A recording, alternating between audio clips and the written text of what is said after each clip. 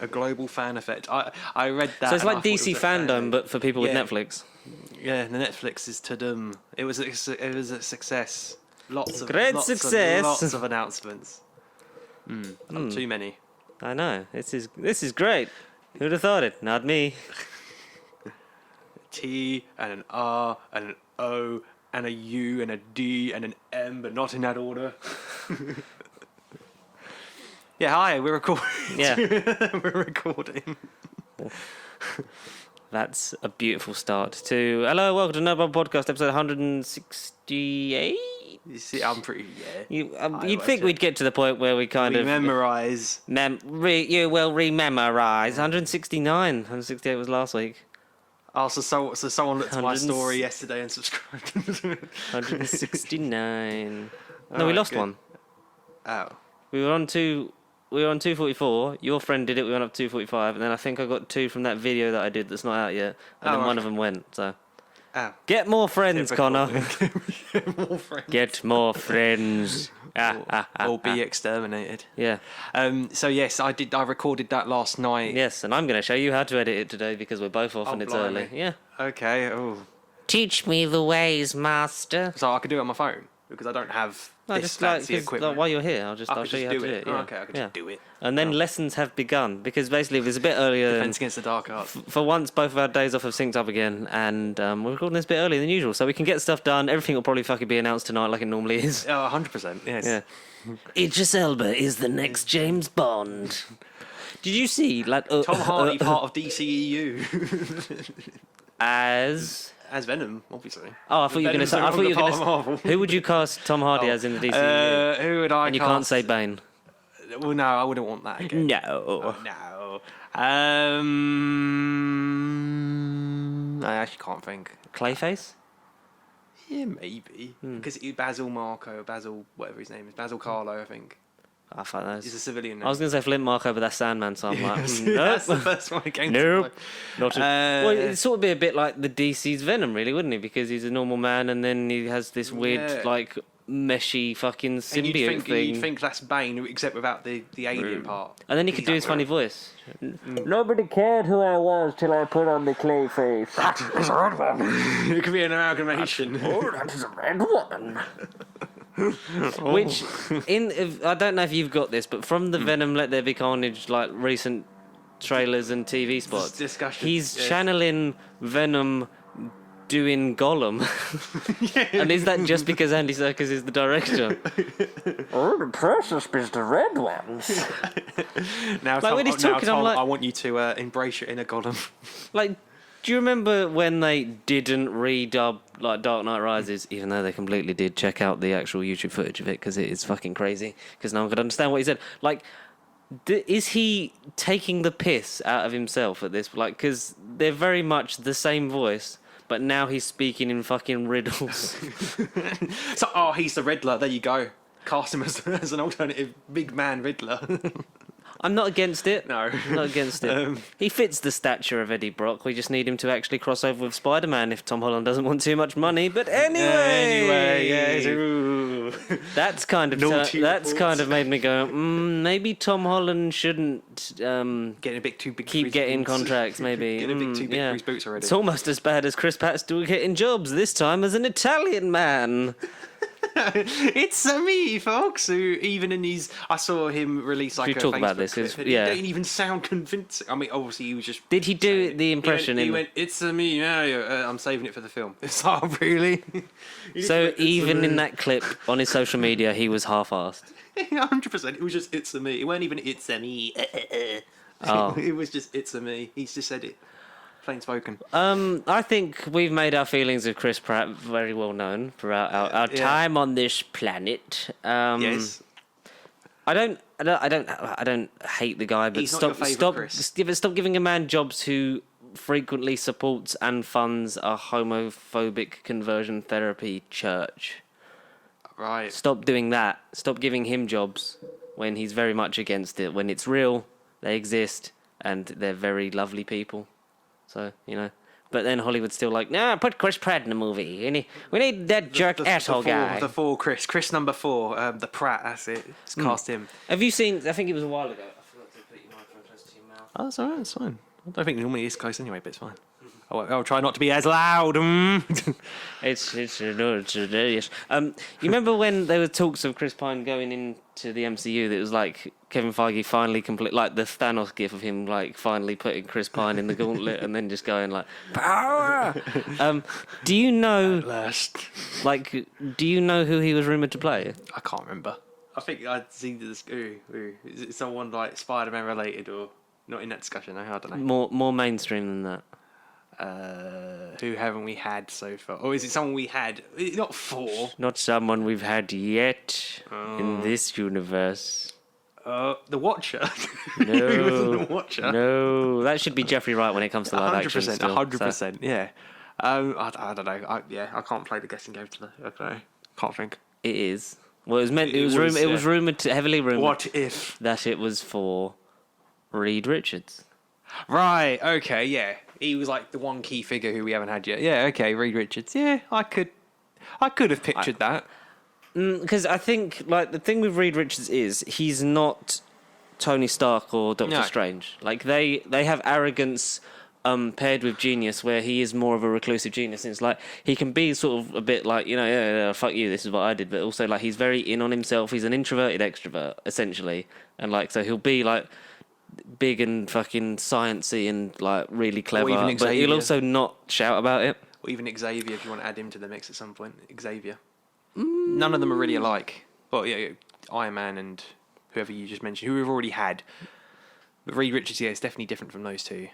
Yeah, and like he's not a look at me, this is what I do. Over here, I need all the attention in the world. Like, and that's the best thing about him, because he's like, you have to have those subtleties to him, and like sort of more of an inward performance, which John Krasinski can do. Yeah, 100%. Because from everything he's done, and like throughout his time on The Office, like whether you like the US Office or not, just watch it after season 2. It's a hell of a lot better.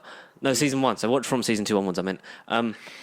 Like he is very good at the sort of like the ego to it and the softer moments, and I think that's very important for Reed Richards. Chris Pine maybe could do that, but I don't see him as that kind of character, because I think we've seen him too much as like protagonist, man, lead, jackass, like dude. Massive douche in Star Trek.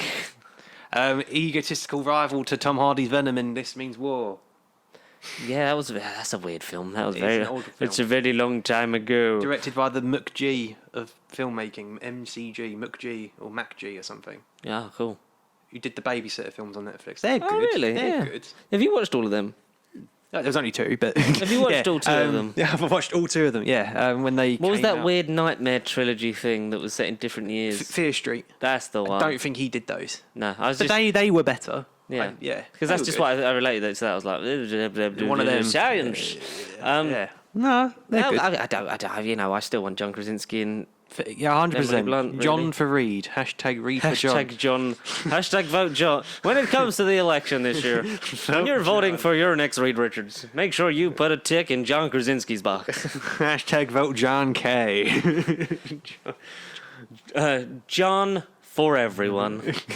John is fantastic for Reed. Jesus Christ. No, he would be, though. He would be. He would be, yeah. American politics, jokes aside. Oh, no, but okay, no, like I said to you, though, I thought we were going to make a joke about Trump, then. Well, no, you told me off for saying it, but, at least they're trying to make Doctor Who great again. That's it, end of conversation. No, look, okay, I wasn't telling you off for it. I was just saying, I know you, this man. Don't worry, I didn't have to write on a school board, don't worry.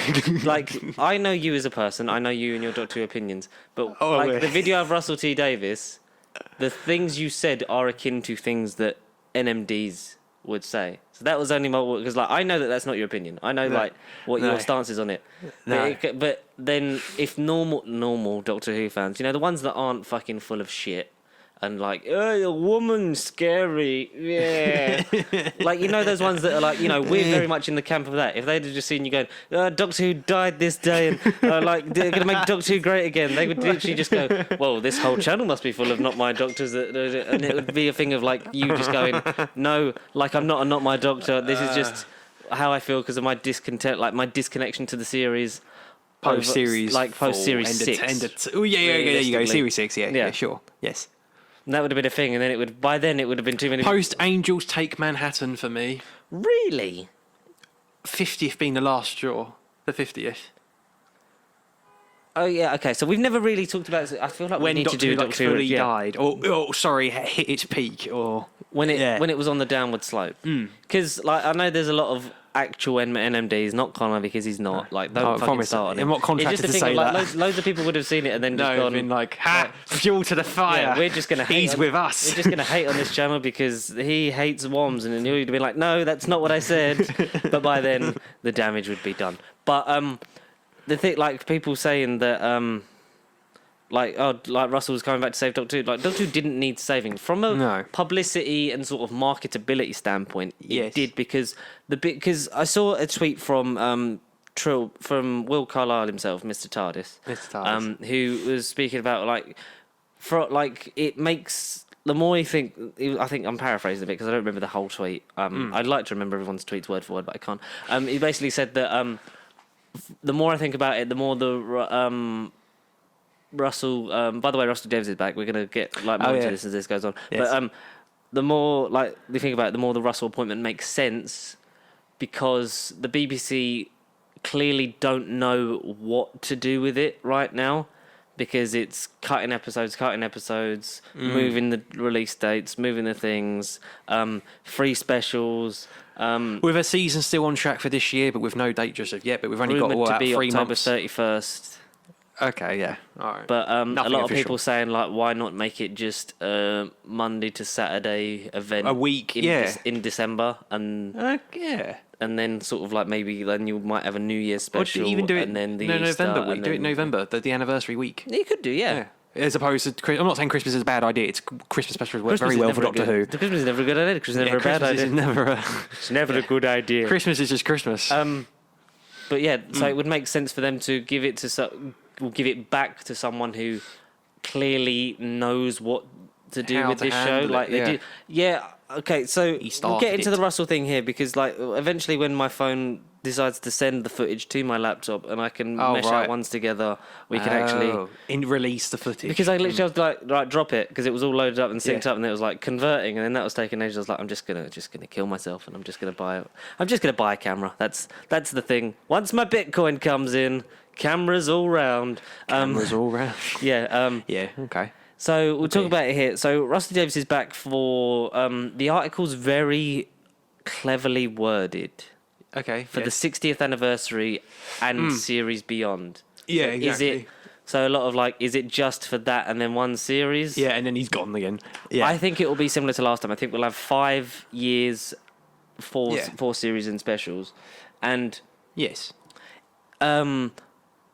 I'm excited. Say 5 years, but if it's going by today's history, I know. Oh, they'll only be 2 series. That's what I'm saying. 2 to 3 seasons, and then one special, and then they've got to fuck off. No, but I think we were saying this on the phone because she was like, "I must call Connor. This has happened. You must tell me." Yeah, no, I was glad you did. And it was basically, I think they would put more into it because obviously, Doctor Who peaked viewership wise.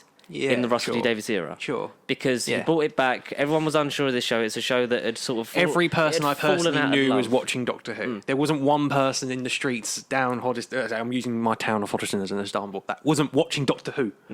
For me, anyway. In the whole of the Hertfordshire region. It was literally watching Doctor Who. So basically, it's a show that had fallen out of love with the BBC over a number of years, and by 1989 it had finally been thrown to the sword and cancelled, and then the attempts to revive it with a co-production with America, 1996 which movie. Unfortunately didn't come to fruition, but we got a fantastic turn from Paul McGann as the Doctor and some really amazing audio. Thank God came back 5 years later in the form of audio, and technically is, I think, from what I read, he is the longest running Doctor from 2001 onwards, continuously. Well, technically he's been the Doctor for 25 years. It's weird. It's madness. It's madness. I like that Jodie's going to be the second longest running by the time the special, in terms of years, not in terms of stories. So from years of start to finish, she'll have the least amount of stories of any Doctor. But she's will be the first, and I'm putting emphasis on first because there should hopefully be fucking more. Another, The first female Doctor will be the second longest running, and NMDs that aren't Connor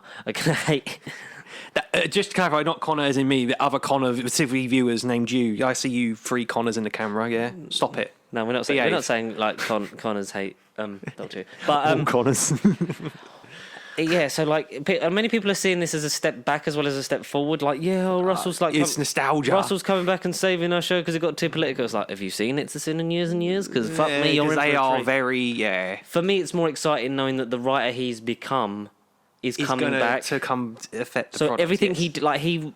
the most consistent run of the show, because there was never a bad Russell script, and there was never sort of a real sort of like stinker of a story. It was sort of a bit like, yeah, you can tell that that's not as good as the rest, but it's like still the most consistent run from 2005 to 2010 was that. Yes, Stephen Moffat hit higher highs, but he also hit lower lows as well in terms of like misjudging things. Like, I know a lot of that was done by the BBC as well, like moving the fucking... That's when it all started, like 2011 was like, when they let's split start the series, moving which I didn't mind the split over the same year, because then it just meant that Doctor Who was throughout the whole year, essentially. And that was cool. Yeah, that's a win-win for a lot of the fandom. Then September 2012 and then fucking April 2013. It's like, nah, what you doing? And then wait until the end of 20...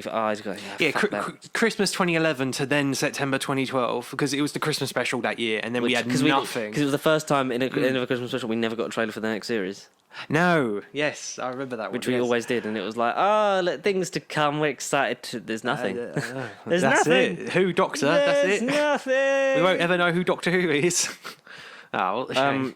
I think it's being affectionately nicknamed R2 RTD2. RTD2, yeah. Mm-hmm. Yes. And Russell's face is on many R2D2s now, and it's cool. But he sort of teased it on Instagram because he posted a bit like RTD2 with because he's got a portrait of himself that he like regularly fucks about with and stuff like that, and does like really cool and funny pictures. And he did the post on Gallifrey. It's like what, like a classic David Tennant cliffhanger from a series into a special. And so his production company that he founded in 2015, Bad Wolf, which is with Julie Gardner, the former executive producer that he was partnered with, and Jane Trant is also involved in it, who was a producer in those early years. So they're all... So it's that team again. Yeah, I know... It's that dynamic. There's no Phil Collins, and it's like, yeah, but he's sort of doing other things. He might be involved in some capacity. What about Murray Gold? If we're going to really hit nostalgia, what about Murray Gold? I don't want Murray Gold back.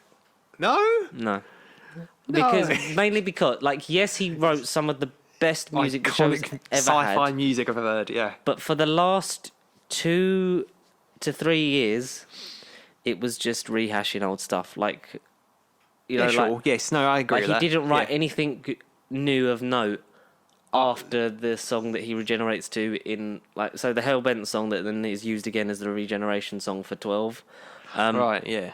Yeah. Like, apart Wait, from... Murray Gold, when did he... Oh, did he leave when Capaldi left? I thought he left when RTD left. No, so he left when Capaldi left. Oh, blimey. Because he was I like... see what you mean, yes. Yeah, so that's... post-RTD Tennant. I mean, there was, you know, the riffs during Matt Smith.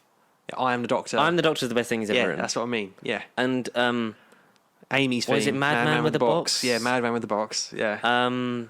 12, like, what's 12's theme? Like, just the dog. I don't know what it's called. 12 like, Doctor theme. It's like 7 minute long. It's okay, but then you don't really hear it because also name of the like I Am the Doctor is used still in some Next Time trailers in Series 8. And there's so many themes during the Series 5 and 6 soundtrack where at the end 30 seconds is the it's always inserted at the end of the tracks. And it was used a bit to like up to the 5th, like by the time of the 50th, it's like, oh yeah, we love this song, but like, you know, it's being used a bit and too even much. the Series 7, it never quite, it never slaps. Yeah, it would just be like, let's just like play the name of it, like I Am the Doctor, and then and then that's the end. That was it. But I love Sega Nakanola. I hope he stays on. It's because it'd be wicked if he can come out and convince Jodie to stay. Like, because I'd love one series, like a full series with Jodie, written by Russell, because I think that could be dangerously good television. Because he's a fantastic writer. Everything done with like years and years. It's a Sin, cucumber, banana, tofu, like all of that stuff. He's an amazing writer, and like Bad Wolf has gone on to do great things. They did his Dark Materials. Right. Production team for that. Right. Obviously, so him and Julie Garland. Judy Gardner. Not Judy Garland. Judy Judy Garland's no longer with us, apparently. Judy Garfield. Julie Gardner Yeah, is back. The Dream Team, the executive producers, the Big Cheeses, as they're referred to in the Walk 500 Miles tribute video from the specials with all the cast and crew from Who. Is it gonna move cause so there was a Reddit thread that I'd spoken to you about that basically was saying that so it was take this with a pinch of salt, because huge pinch of salt. There's no vinegar included. It was rumored, it was a Reddit post from a rumored employee of BBC Wales and worked specifically on Doctor Who, and it was, I think, just in the days leading up to the wrapping of the centenary special, because I think that has now ended. Right. Because Bradley Walsh was in the same place as John Bishop. It's like, are we going to get a really dramatic... It's nice that we had dramatic companion, goodbyes. Tennant visited all of them. Amy came back for Smith. Clara! And then we're just going to have Bradley Walsh going, see you later, Doc. See you later, Doc. See you later. We don't get aliens in space. Me. Which is going to be fucking funny, and I love Bradley Walsh so much. Hey, Doc, it's me, Ryan Sinclair. It's me, Ryan. I learned to ride that bike. Fucking. So they basically said that we'd. Should I try and find it? I mean, yes. Once upon a time in Reddit, a dangerous, dangerous land. It's so dangerous. I'm just doing some sound. Gonna edit this out later. I really should have fucking screenshotted it. Oh no. Come on, George. There we go, found it. Please find it. Okay. So it was posted by Pating Muncher. Okay. Sure. Okay. It's titled The End of 13 in Cardiff. There are things wrapping up here in Cardiff, and I don't just mean for the BBC Centenary special. Doctor Who will no longer be filmed in Wales. I have just been released from my position working at Rothlock for the final time. I've been here for 12 amazing years, so that would put it 2008. 2009. So end of RTD into Smith. Moffat. So maybe predominantly the Moffat era. So that's quite cool. None of our team have been informed about who is taking over the show. All we know is that it will now be filmed in England. I have some spoilery information I thought I would share, since I most likely won't get traced, and I'm not going to get a slap on the wrist if I do, since I'm no longer on set. Series 13's plot concludes within those 6 episodes. The 3 specials are completely different stories. Right. The Centenary special has the same budget as the 50th. Blimey. And is a replacement for the 60th. As filming for the new series won't begin production for another 2 years. Connor's very confused. I'm going to tell you how now, with the news that we did get after this, that it's going to contradict. Oh, right, yes, sure. Mm-hmm. And the series won't begin production for another 2 years. Jodie Whittaker's final scenes will not include a regeneration. The show is going to be rebooted. With a guy in a wig. And from what I've heard, there's no longer going to be a It's no longer going to share continuity, basically, but they've worded it a bit shit. Yeah, right. The crew at Rothlock have honestly been the best in the UK television industry. This is a massive blow for those who have worked on the show since 2004. Some will continue with the show at its new base, but a high majority are no longer going to be employed by the BBC. We think the content you're about to get from November 2021 to October 2022 is some of the best telly the BBC has to offer. Jesus. We have been working our asses off, and the cast are genuinely great people, so don't give them too much stick if it's not your thing. John Bishop is probably the nicest guy in show business. Also, Chris Chibnall is the best showrunner we've worked with. Okay. Either they didn't work with RTD or they did, and there's some opinions, but we'll get into that in a bit as we break it down. Sure. With no ego and just down to earth. He's right, maybe a bit naff at points, but he is a gentleman and doesn't deserve the stick that he's getting. I think Series 13 will be his redemption. Hopefully fans will see how lucky they are to have him and this cast. As a fan of the show since 1976, I'm proud to have worked on this huge hit. And we all hope that we did it justice and hope the next team have as great of a time as we did. Oh, okay. Now, what's the twist? What's the twist? What's the contradictions? Okay. Where did it all go wrong? Because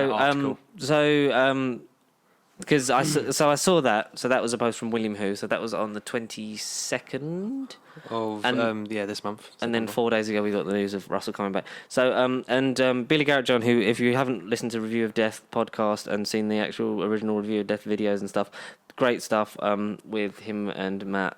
So he basically I saw it because he'd quote tweeted it and said a few things about this leak, and it basically like breaking down sort of like how things contradicted each other and stuff like that, and then ended it with as a fan of the show since 1976. So just a heads up, BBC Wales, you're looking for someone who's been in Doctor Who books for 12 years and is around 50 years old.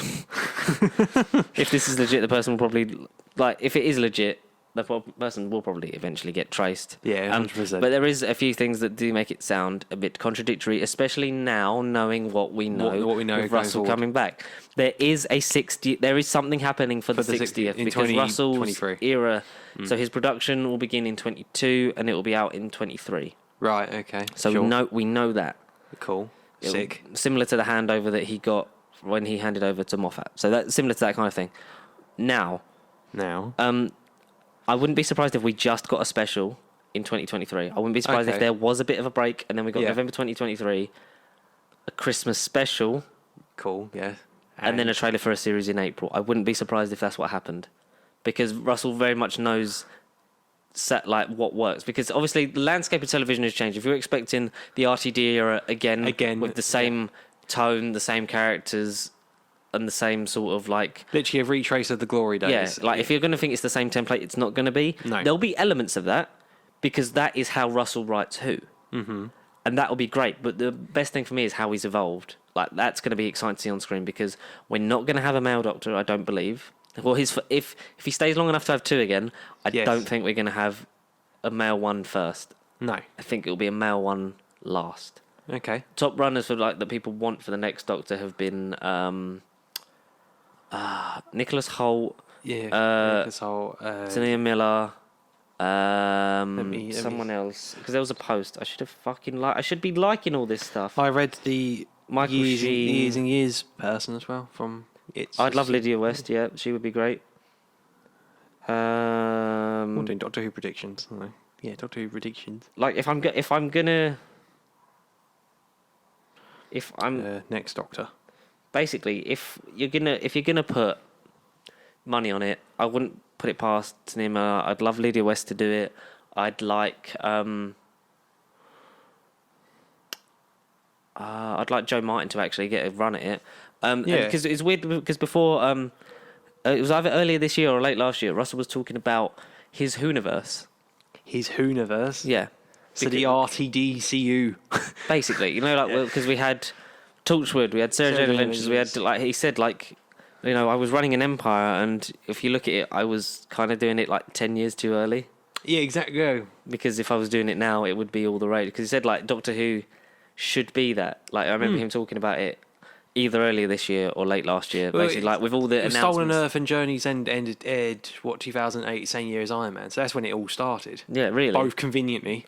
Yeah, it did. And because he was talking about all the announcements for all the MCU TV shows and Disney Plus and its success. Yeah, basically Disney Plus on how they're doing that, and the Star Wars things. Doctor Who should be that. You should get the adventures of Nyssa and then have Rose Tyler, Earth Defender. So people are saying are the spin-offs going to be back? I think they will. I don't think they're the spin-offs you're going to think they're going to be, because I think we'll get a Sarah Jane style. Ace.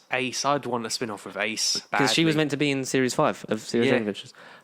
I don't think we're going to get Torchwood, and I think if we do, it's going to be complete. I would love that to come back. Not with John Barrowman anymore, or until he apologises and actually repents. So maybe a couple. But again, it won't be what we knew and what was. Maybe a few years before he is back as Jack Harlow. I think if anyone's going to bring him back, it'd be Russell. A lot of people will be angry, oh, they're bringing back the guy who just elicited all this behaviour from Noel Clarke and John Barrowman. He's stated clearly that he didn't know about it. So as far as we can judge, he didn't know. Until it's proved otherwise, we can't say, well, you did nothing about it, blah blah blah, because we know that he was reprimanded in 2008 for doing it on Torchwood. Yes. And then, as far as concerned, it stopped. But then, obviously, he's been getting his ass out on Arrow when he was on that and stuff. And the general consensus is that when David Tennant came along, he did start to calm down a bit, because David's very sort of fine lines and does everything by the book. Not as you would say conventionally, just a goody two shoes. But it's no, this is my job. I'm not gonna. I don't do anything to jeopardise it. I don't take the piss. This is my dream, essentially. And John Barron was a bit probably should be more like him. This also rules out Christopher Eccleston ever returning, right? Because he had problems upstairs. The way that it. So turns out he probably saw it was probably a good reason that he didn't take Mickey on the TARDIS in series 1, because Chris Eccleston clearly saw things that were going on, not just with the actors, but presumably production staff, and the fact that high ups allowed this to happen. And it points to Russell being one of those components that didn't stop it. Right. Might not have known about it, but he didn't, stop. Like, this is his environment. It was all very chaotic at the beginning because they were running behind. Like, watch all the behind the scenes on the DVDs and Blu-rays. It's great. Like, they were so chaotic and running behind that they didn't get into a rhythm until series 2 of like, right, we know where we need to be by this point, blah, blah, blah, and this time. So that kind of stuff. So he probably won't be in the 60th. I wouldn't be surprised if he... Because before he's sort of been a bit like, oh, well, never say never. Like, it's been growing on him. And then, yes, he's been doing more Big Finish. Yes.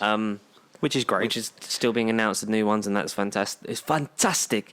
And I wouldn't be surprised if he did come back at some point. But I just don't think, unless Russell were to reach out to him specifically, I don't think you're going to get sort of that reconciliation under this new era. I don't think. Sure. I don't think. I got what you're saying. I expect Tennant to be in the spec. Well, I do and I don't, because... You do and you don't. Okay. Because it's very much RTD style to do something unexpected. And he might put an expected element in, like a David Tennant. Yeah. But I also feel like there would be something else. Like, I feel... Because, unfortunately, Jodie probably won't be in it, because it'll only have been almost a year since she's left, if it's just no series and then a special, because the series would have to go into production effectively by January, if it was going to be out... sort of in time for early 2023. So it needs to be in at least pre-production by the new year. Right. Okay, so, Jesus. And if she leaves, like, it's not going to be a thing of like, and my next story, I'm back. That's exactly. Like, straight away. Oh, goodbye, doctor. I don't want to go. Does it, and then she, blimey, I'm back. And she's wearing Capaldi's, rusty. Yeah, she regenerates back. Like, what? Instead of falling in the train, she's falling through time, and then she's like, oh yeah, where am I? Falling through a multiverse. A multiverse. What if? I wouldn't be surprised if he took up Matt Smith's idea, because Matt Smith had an idea at Wales Comic Con, I think 2019, that was like my favourite thing about like Doctor Who was I love doing all the series and stuff, but I loved the Christmas specials because it felt like an event. It felt like we'd like built up to this, and it was, you had the sort of the leeway to be a bit sillier, to have a bit more fun, and be a bit more like a sort of B movie on Christmas Day. Right. Okay. And said that he said like it would be a good idea to like have a Christmas special every year, but just have it with a different Doctor and anthologize it thing. Okay. Yeah. So like he said, like one year you could have like me, or like me and David, or like one year you could have like Peter, or and then you could have Chris would be good, like, and then Jodie and blah blah. And that would, I wouldn't be surprised if he did something like that. Christmas specials will probably be back. Yes. We assume. So that would be good. Instead of the New Year's for the last couple of years. Yeah. New Year's. Which I don't think's necessarily been a bad idea. I just think Christmas, there's just so many eyes on it that you just, even if, like, Moffat wrote shit ones, but they still got viewership in. Like, yes, those were the ones that in the end would probably throw some people away, because it was like, we waited a year for the return of Dr. Mysterio, and it was a bit like, Yeah, what? Yeah, Is that shame. okay? Yeah. Shame. MCU, a few years too late. Like, okay. Take on superheroes. I mean, that episode in particular. I don't know. I'm excited. I'm nervous. I don't want him to tarnish a legacy. I want it to be different from the first one. I don't want it to be a copy and paste, but I do want elements in there that are like this. Because I was a kid watching that grew up and was like, I saw Doctor Who Confidential. Like, that could be back. Like, I wouldn't be surprised if he brought back something like that to be like... Because that got so many people into it that work on it now or work in television. Like, Mr. TARDIS got jobs in television because he remembers watching the first episode of Doctor Who Confidential and seeing all that stuff and being like, I want to do that. I saw that and I was like, I want to make those kind of stories. Like, that's why I like to write and stuff like that. Like, yes, the industry's taken a fucking hit over the last 2 years, and it's a very hard thing to get into regardless. But one day we will get there. And one day... And, well, if he's taking on new writers for 2023... Cheap plug. Like, it's inspired a whole generation, and I want to feel that little bit of it again. Not like the whole thing. I just wanted a small percentage to be like, and this is why you love this show. This is why I started watching it in 2005 and haven't stopped. Even when, yes, it might have been naffer than others at times. Yes, the writing for the companions in the recent ones has been a bit crap because there's too many of them. But I still love this show, and I'll never stop loving it. I'll never stop watching it. I might be a bit sort of like, oh, it's not. I might not like some others as much as like other ones, but I'll still always watch it. I'll always tune in because I feel like this show. to counteract and slightly defend me and my opinions to the controversy and to those millions and millions of viewers that we have and that I've offended. Because before, like I said, but I know your opinion, so I know what you mean when you say that. But I also know a lot of people on the internet that say that in a way that's like they can pick that up on that and just be like, well, you hate add it that because to of the fire. Innit? It's like, well, you hate it because of this. They just assume it because of that thing, and it's not. Because I know that for you didn't watch a lot of the Matt Smith I didn't era. at the time, no. I'm not trying to retread my video, but once 2010 happened and everything was new, I was generally devastated and upset. And people I knew as well was just kind of like, oh, he's gone and whatever. And then through just before this channel and meeting you and stuff, you then got me to buy the rest of the seasons and essentially to watch. I realised I watched Series 5 at the time. You keep saying like I'm forcing you to spend your money. I don't make you buy Marvel Legends. He didn't kidnap and I didn't me and hold you start at the gunpoint channel. and say, he didn't know. Buy Series 7. I knew this fucker before we did this channel.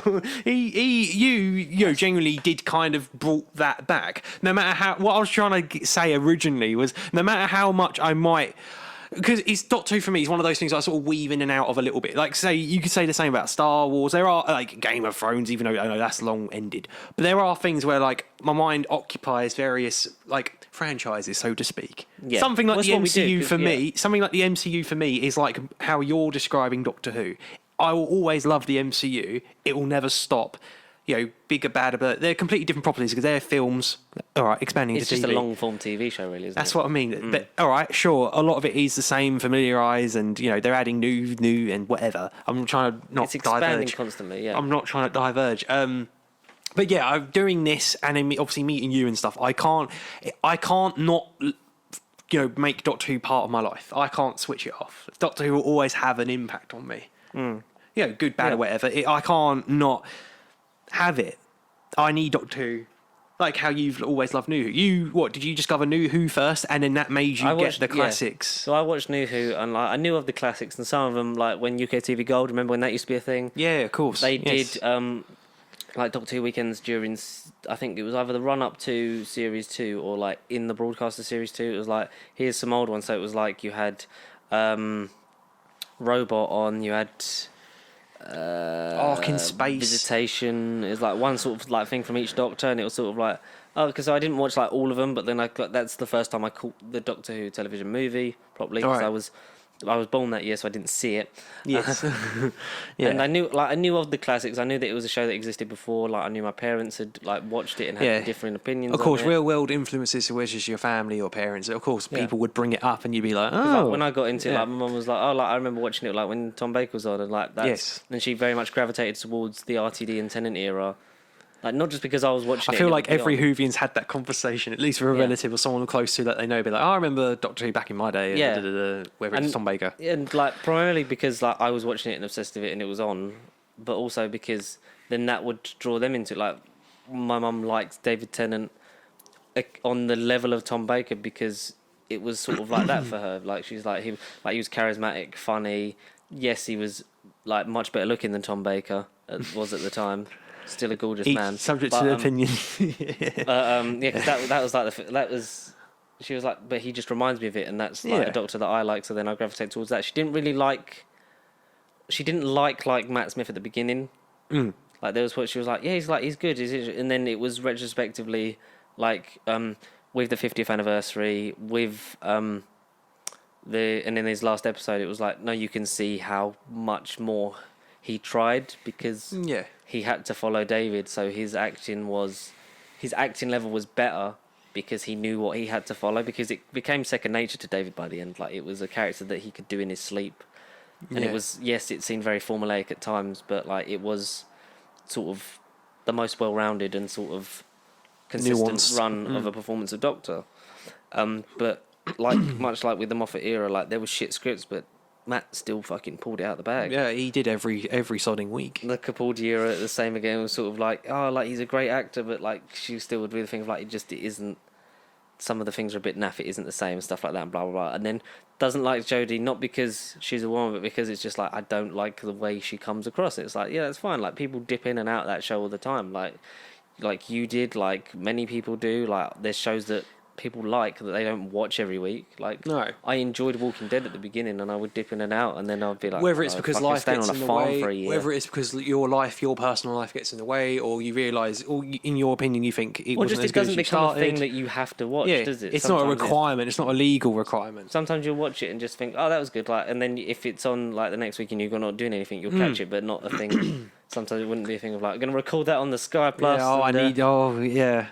No, but the way, like, going off topic slightly, the way that the media, the whole industry, whether it's films and TVs and the whole, okay, going back to the MCU, everything's connected. You can't really miss one thing because they all lead into this and characters walk That's into what one brought thing. about binge watching, which sort of ruined serialized television on a weekly basis. Well, Netflix started that, really. Yeah. That whole subject. I mean, every topic we discuss is all going to be... That ruined a lot of the way people... Because also Russell is coming back into a world now that where iPlayer is a mainstay. Netflix and Disney Plus are things that aren't going nowhere. Very well made content from of their own original stuff that is, made so that it can be binged in a day. If not, you can space it out, but you're basically designed to watch more than one at a time. Yeah. And that wasn't a problem in 2005 to 2010. Like iPlayer was just coming into fruition in Series 3. I remember like a lot more of it was then on there. So it was, I remember watching, I think it was a couple of days later, like on my computer, I rewatched Last of the Time Lords. Okay. Yeah. And it was like, that was the thing when the point was becoming like, oh, this is becoming more of a thing. Like it didn't have original content yet.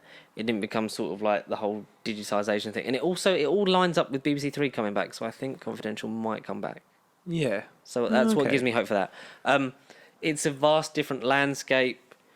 He's a different man. We are excited. We are 100% excited. but also wary because we are Doctor Who fans, and that's what we're built to do. Because you're built with I think this and Bond have the unique, there's a little bit of a link because even though we can't talk about it, no 'cause we haven't vodka seen it yet. martinis though. No vodka martinis. That's not the link. They had martini popcorn at the premiere though, and it's like, oh, Yeah, that's a good that idea. was interesting. Yeah. And they had premieres everywhere, sort of like the premiere happened all at once. But Bond in a minute. Yeah. No martinis in Doctor Who. Because it's a show where the main character and a lot of the recurring cast / crew can change on a semi-regular basis. Yeah, of course. Yes. You're always going to have that thing of you grew up with an era, so that is what you feel more, mainly based off of nostalgia, but what you feel more of a connection to.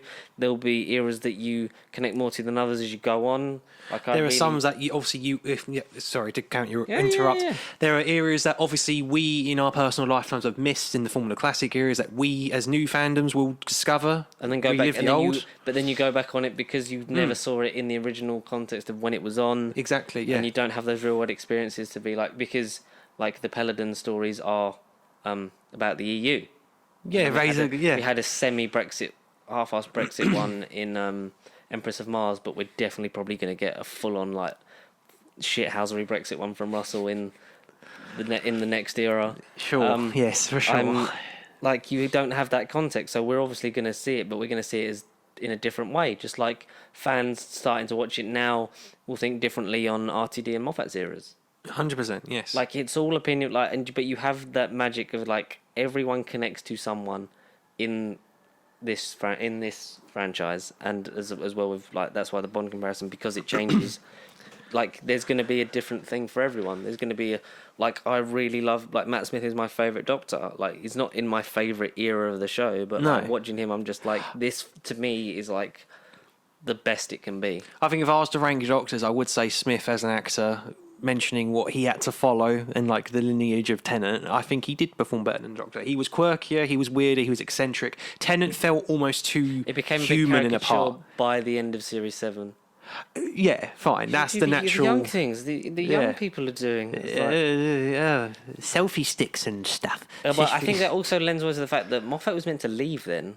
Exactly. Yeah. And he was like, I wanted to leave because because he was doing Sherlock Series 3, he was doing the 50th all at the same time, so rushing between trains. Everything, Like up to Cardiff and back down to London and working on this, and then suddenly it was like, oh, Matt's leaving. Like, oh, what you can do about the next Doctor? He's like, oh, better find one. And then he got engrossed with Capaldi and was like, no, I have to see him out. Yeah. Like, I have to at least let this Doctor become a reality, because I don't know if anyone else would pick him. Yeah. Because I think if you put Chibnall might not have picked Capaldi. Like No. if he'd have had a 12th Doctor. But also then there's the whole thing of like every Doctor was tried to convince to stay for one more year. Smith famously was like, it felt like with the 50th and the culmination of that, it felt very much like this is where I can get off. Like Yeah, he I wanted agree. them to, he's like, I just wish I'd done another year with Jenna. It's like, well, why didn't you then? Because a lot of people are like, maybe he jumped before he was pushed, that he was angling for like, oh, it needs a freshen up because it's the 50th and like all the, because obviously the viewing and stuff like that was Series 7 and that maybe it was a question of we want to sort of change it up before it gets too low, but then that would have been an interesting what if Series 8 was with Matt and Jenna. That'd have been an interesting. I think it would have been good. It definitely would have been his last one. Yeah, I think, yeah. And he would have been a longer serving Doctor than David Tennant. The joke is now online that like every interview that Stephen Moffat does for the rest of his life, he's going to have to deny that he's doing Doctor Who again. Yeah. Because never in the history of the show have we sort of had someone come back to the same role. Like we've had Barry Letts be involved, go, and then like come back in a more prominent role, but we've never had like he's literally the producers are Russell T Davies, Stephen Moffat, Chris Chibnall, Russell T Davies. Yeah. And like, there's a joke: is it just going to be them three on a loop? Which I wouldn't be against, because then they would all sort of like, well, I've gone off and done Dracula, so then I've got some new ideas that I'd make it sort of maybe a bit more horror twinge, like I'd cast. Yeah, actually. I'd do this, and then I come back and then do it again, and then maybe sort of like all the time. And then Chip was like, well, I've sort of learnt this, and then I've done that, and then I've stopped doing Broadchurch because that was really shit after a while. And then I took in the Toxic Reception at the time in 2017, but alas, I'm going to. I think if Chibnall started. Like if Chibnall did a Russell and come back, yeah, sure. I can guarantee his second one would be a hell of a lot better, or it would piss more people off. It's either that, yeah. Series 12 was great. Series 11 was a bit boring. Yes. I hope Series 13 and the specials are the Series biggest... 11, that's the thing. Series 11, it wasn't pointless. 12 was great, but then, like you say, Ryan, Graham, their arc was finished in the special. Or at the end of Series 11. Special, so like with the whole thing with his dad, and it's like, and that's a nice character moment. Are we going to give Ryan anything to do in Series 12? Oh, no, he's just going to be there. Okay. Yeah, Ryan Sinclair, that's all you need to know about him. Which is a shame for Tosin Cole, because he's a great actor. Yeah. He seemed like the weakest at the time when he started, because he was more built for a televisual performance. Yes. But like the stuff he does and what he's going to go on to do, he's going to be a fantastic actor. 100%. Yes. And 100%. For me, we've said it all the time. It's like Series 10 was the palate cleanser, and then we got palate cleanser after the palate cleanser. So it just felt like we had two series of just like neutral. Yeah, that's what I mean. Like refresh. Apart from when it sort of fucked itself in the middle and never really recovered from the Monk trilogy. Okay, yeah, sure. And then it was sort of like, no. Now we're going back to like the whole thing of it's like it's new eyes with this companion. It's like, but you've just had 3 episodes of heavily lore-ridden, like time fixing stuff that Bill just had to learn on the fly halfway through her tenure. If you'd have had it for the finale, then I think it would have worked better. And also like the fact that Twice Upon a Time shouldn't have happened. No. It's like a beautifully concluded story. He's going to regenerate, and no, he's just going to stop for an hour and talk to David Bradley in some snow, and then there's not really a villain. I don't really know what to do with this. Not a villain. A 10th Planet remake. It's like if it was essentially quote unquote remake with the Sidemen again, I would have been like, yeah, better. But I feel like that was a bucket list thing for him to be like, I'm going to be, if I'm going to go out, I'm going to go out with a multi-Doctor story of a Doctor from the classic era, and because he like talks about it, it's like, well, there's no one else I'd rather want him to have paired up with than the first, because you'd have that thing of like, look how much you've changed. True, and I'm not getting involved. Not one single line, not ever. And then it's like, oh no, like you can't. Like there is the capacity for good, because without him and in his warming heart, you wouldn't have the Doctor as they are now. No. We are excited for Russell. Yes, we want him back. We are. Yeah. It's such a left field trick, because I think also I'm quoting all Mr. TARDIS's tweets, but he said like, because obviously he works in the industry, that there was someone who's either been involved with the team before or like involved in the team now, and has basically had said to him like, the new showrunner's locked in. it's left field. You're not going to see it coming. And he went, and they were right. I didn't see it coming. Like, of all the people, Russell, you wouldn't pick someone new. No. And all the rumours of so it pairs up with Bad Wolf because it was rumoured to be the woman from that had written Happy Valley and Last Tango in Halifax. Yeah, that's right. Because her production company that she had to sweeten the deal was in London. It was rumoured, is it going to be because of that? And I think I've said to you, I think that Cardiff will still remain. It might not necessarily all take place in Cardiff, in Rothlock and at BBC Wales itself, but Russell's whole thing with that of when it was sourced to BBC Wales and him and Julie Gardner were there, it's like, we're going to make it contemporary for this audience. They brought so much tourism and money into that amazing country. If you haven't visited Wales, it's fucking gorgeous. I mean, I want to go to Wales just because of Doctor Who. Just because of that era. Should we do a trip?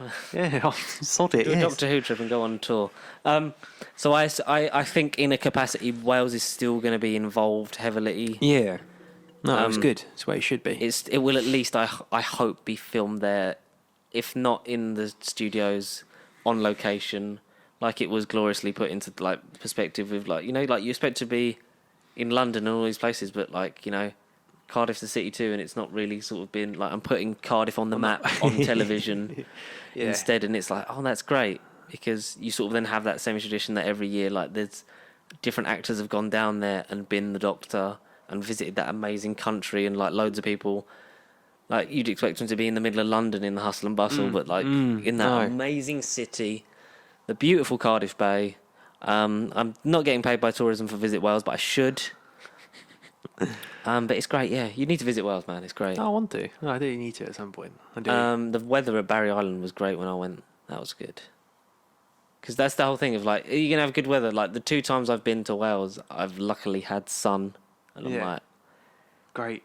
I know that if it was raining, anywhere you go when it's pissing down, you'd be it's a bit bleak and depressed. Apart from, people argue, because of the architecture in London, even if it's red, it's still, gorgeous, taking us around. It's yeah, but I don't want to stand anywhere in the fucking rain. That's what I mean. No. But, when I've been down there, it's been hot, it's been sunny, it's been full of people. The kid, when we went down there recently, it was half term, obviously. So, the kids were off, so they had the fair in the sort of, where all the poles are. In Tortwood, in the Cardiff Fair, that bit. So where the stairs go down that little sort of oval bit, they had a fun fair in there that they have all the time, throughout the summer holidays. Oh. And stuff like that. And then they had fun fairs at but it was busy, but it was it didn't feel like you were sort of all clumped together. It was this is a beautiful, beautiful country and beautiful places. Drove to Sarah Jane's house. Yeah. That was surreal. That was that is one gorgeous house. And you had Clyde and Rani's across the way. It was this is this country is amazing. And think of when I went to Wales the first time. I went in 2017, just before the experience closed down, which I think stuff like that will sort because everyone's the merchandising and all the publicity went down for Doctor Who, but that's not down to Chibnall. No, no. You still had merchandise. You still had action figures, screwdrivers, DVD merch, all that same stuff in less supply, because naturally that happens because the world's evolved. You don't have a Toys R Us or a Woolworths to stack your 10th Doctor TARDIS sets in. You used to be, remember, fucking floor to ceiling, all that stuff. Yeah, floods. And by the time Toys R Us closed, all I could get hold of was 2 different figures of Missy, which was God, I remember when I used to fucking just get loads of these and just literally stand there. She's what one? I can only afford one. Looking do I want a classic Zygon or do I want a Tomb of the Cybermen cyber controller? You're gonna get that kind of stuff again. And that was and I got down there in 2017, and I literally all I was I just wish I had the ability to go back and tell myself to go younger. Yeah. I always wanted to I always wanted to go when I was a kid, with my parents and stuff like that. I do want to go there because blah blah blah, because there was competitions to win tours of the TARDIS set in 2008, and you could still, when you go into 2017, you could buy a tour of the TARDIS, but they didn't have good availability, so we would have gone home by the time we would have got one. Blimey.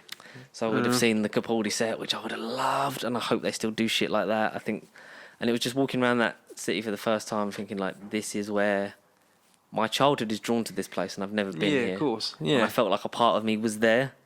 Yeah. Because I sort of went there and it sort of felt like a bit like I'm home kind of thing. I think you get the yeah, same in a weird way. I think yeah. like when you like if you get down there, you'll get there and think like Oh. I feel at home here because a part of me essentially grew up here because for 5 years at least on screen, yeah, of course. you saw this place. If not time in in the and time out. behind the Yeah. scenes for like the few years afterwards and Torchwood and Sarah Jane and that, you feel a deep-rooted connection to that place, and that is the birth, the rebirth of one of the greatest. I would want to go to Doomsday Beach, where they filmed, Tennant and Rose's Rose to High Love. That's what we should do when we end the channel. The beach. The last chance to say. George Wyatt. Honoressa. Yeah. I'm burning up a chuck ice just to say goodbye. Yeah, anywho, but yeah. Anywho's fine. Your opinions are your opinions. Sure, I was one of the, I'm not putting myself in any camp, but yeah, sure, at the time, Doctor Who wasn't there for me. But then through, just before this channel, meeting this fucker, and then actually rewatching what I had missed. And yeah, there were bits that I definitely missed out on and thought, damn, Matt Smith is actually great at this. What did you feel like you missed out on most on? So Series 5 I did see, but I still, like, again, we mentioned not having to watch it every week, but I still think I did. There was only one episode, I think I missed Season 5, and I can't remember what one it was. But then getting to Hopefully Season 6... Lodger, because it was written by a fucking horrible No, I film. remember James Corden in Doctor Who. No, I definitely saw The Lodger. It weren't Vincent and the Doctor. You, Vincent, in the camera. No, so I don't know. I can't remember what exact episode it was. The Silurians I remembered. But alas, Series 6 I felt like I missed out on. And then not knowing what happened to Amy and Rory, I felt like I missed out on that. Series 7 Part 1, did I really miss out much on that? But Angels Take Me Out, and that devastated me. That absolutely devastated me. Yeah. So I felt like I missed on that. You think it would have been worse if you'd have watched it like as it went out? Series 7 Part 2 I did watch as it went out. I watched Part 2 did? and the 50th, yeah. Yeah. And I then, keep fucking and then this the up, so I'm Christmas. just going to keep doing it. Then Time of the Doctor. Yeah. Then Deep Breath. Oh, Fucking it. hell, my face is ugly. Anyway. Yeah. Fuck it. Series 6 I missed out on. There you go. Yeah. Basically. Because I feel- sort of, because I have like, essentially like, I'm very socially awkward, which is why I do this. It makes me better at talking to people. We very much gravitate towards each other as friends because it's just sort of like, Yeah. I fucking don't like anyone. And now you've just gone off and made loads of friends and go to the cinema. Whoa. Honestly, you I'm think it's like that.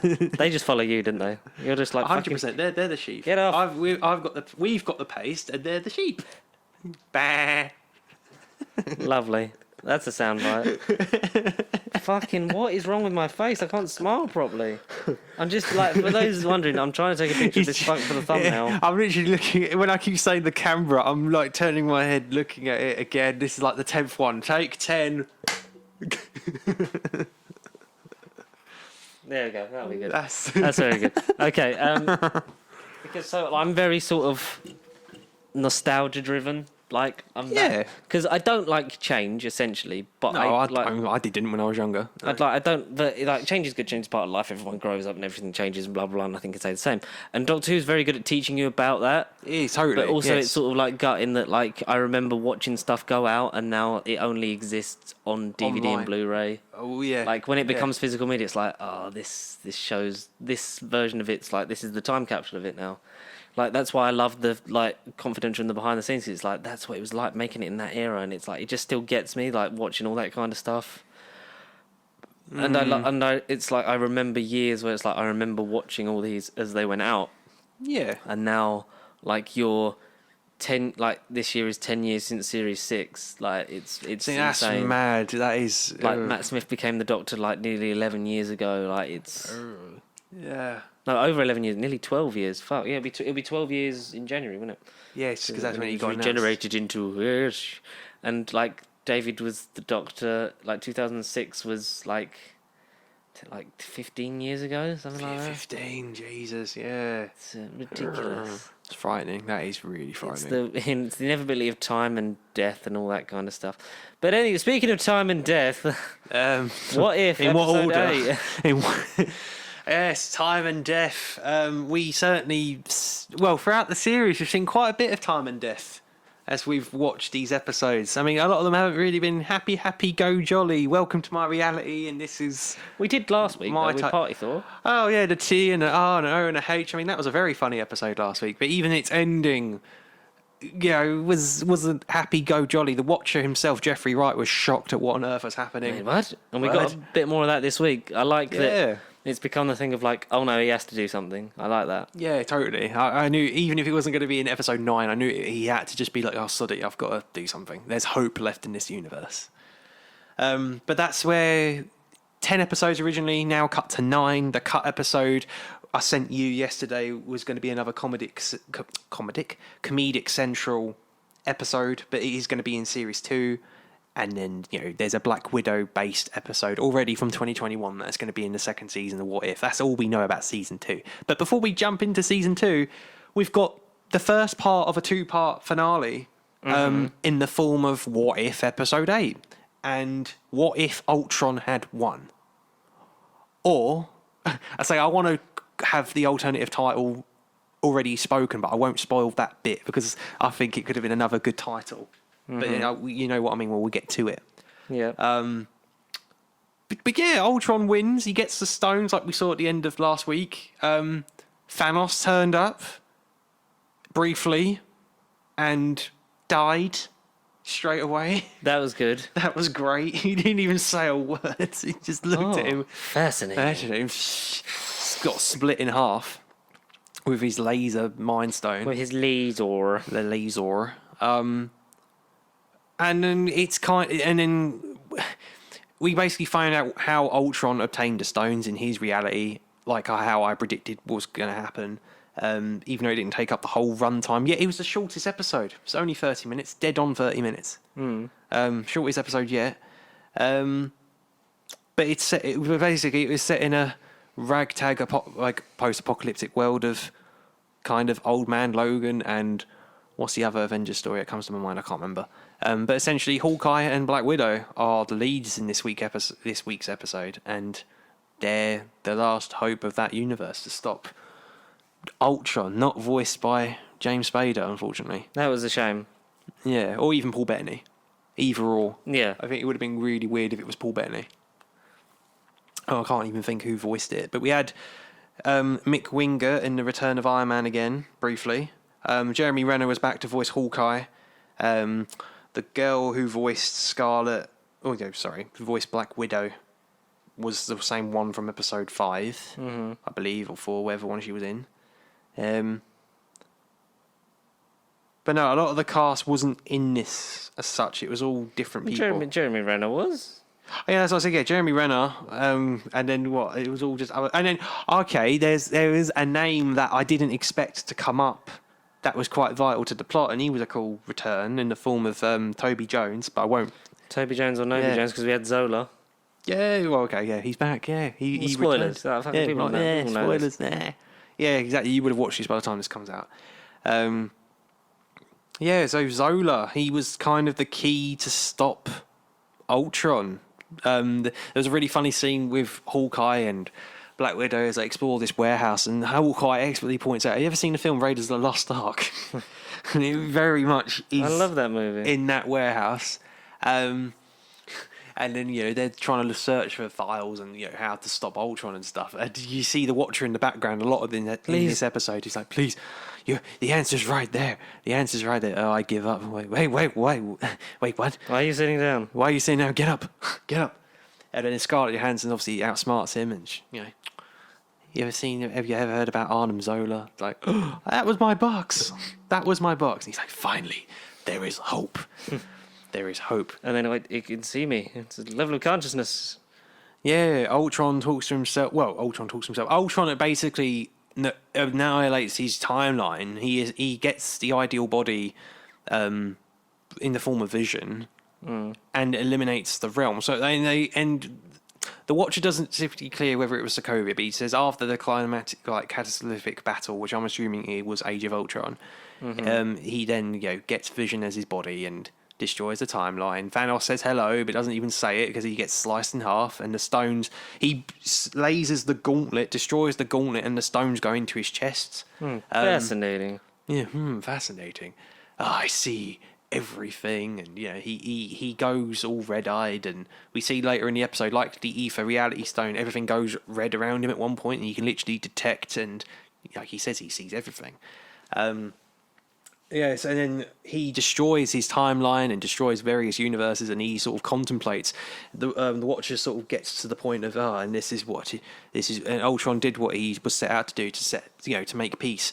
But then he was then driven with no purpose, and he was left to ponder in the no multiverse all alone, and that was kind of like, so Ultron is, it's still very much in the vein of James Spader from Age of Ultron. He wasn't doing it because he was an evil AI that had to destroy everything. He was just doing it in the name of peace. But peace in his mind was, just no weapons. Because in the form of Tony Stark, Tony Stark quoted it in like Iron Man 1 or 2, and it was to do with the army general, and it was like, weapons going to Stark Industries, peace in our time. That's the quote. So Ultron was just setting out to seek peace, but his version of peace was no weapons. But of course, he's sitting there contemplating in no multiverse. Jeffrey Wright is sort of talking to the camera and the viewer, and even to him. And Ultron, being wiser now, can sense that someone's there. He's like, who are you speaking to? Like, is someone there? He sort of gradually turns around, looks at the camera, and he goes, I see you. And Jeffrey Wright does another, wait, what? What the hell? I think he even says, like, what the hell? And then Ultron basically breaks down the barrier in his universe, at least, and then they have a proper fisticuffs. Which I like how that is. It's like it's like two big glass walls, and he's just watching everything. Like, isn't this better than watching and a lot less creepy? A lot less creepy. But he breaks like the known barrier of his universe, so to speak, and the Watcher is really contemplating. He's like, "Oh no, but I can't. I took a solemn oath not to interfere. I am the Night's Watch, except I do day and night, and I watch everyone. In the name of peace, in the name of Strange, in the name of Stan Lee, I cannot interfere." But even then, he's contemplating. He's like, you know what? There is hope in this universe. Ultron basically comes to him, and he has no choice. Ultron basically almost squeezes the life essence out of Jeffrey Wright's beautiful, oily head. Beautiful, oily head. Beautiful, oily, animated head. And they have Ultron's like on top punching the living shit out of him, but every punch sends him to a different universe, which I thought was really cool. Yeah, like you see the sort of background change around him. I thought that was a really good Times Square with President Steve Rogers in the background. He's like, I solemnly swear to, but you don't hear the rest of that sentence. Yeah, it's he's getting sworn in. It's like, It's like, bloody hell, what timeline is that? Civilians turned into Skrulls with every punch. They went to like a snowy Asgardian, or maybe the Frost Giant planet. There was various locales in the form of fisticuffs for like literally 20 seconds. But then, basically Jeffrey Wright basically barely escapes in his own little pocket, and then the episode ends where I called it. I knew where he was straight away.